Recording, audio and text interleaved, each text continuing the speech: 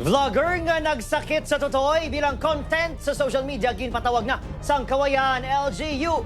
Yaring nagaratsada nga balita.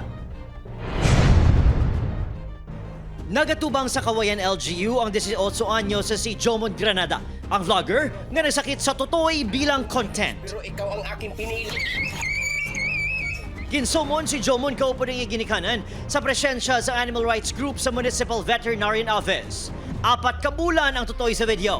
Ginpaidalom na ini sa medical check-up po ng ibang pangahinuptanan sa vlogger. So far, ang plan namin, extra-rescue lang sa dog. Ang impamba sa si Princess, ang iyamang host na gamay si Sarah.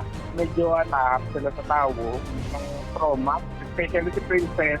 Naintindihan sa barangay official nga pigado lang ang pakabuhi ni Jomon nga manugtapas ang tubo apang hindi nagakaigo ang iya akto. Daw ga padayaw ko bala. Kaya hindi gin maayo nga amo nang himuon niya sa isa ka sapat. Ginapalangga gani na. Kuring ito ginapalangga. Nagpangayo sa pasahilo sa iya nahimo si Jomon nga nagpanindugan nga for the content lang ang iya pagsakit sa tutoy.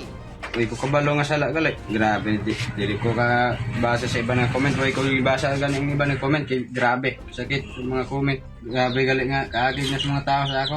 Igadogid kayo.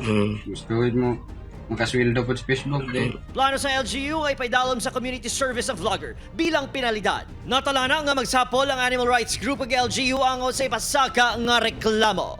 Alam kong mali guys, pero ikaw ang aking pinili. O pag-herald ekang Adrian Pretos ang naga. Sada!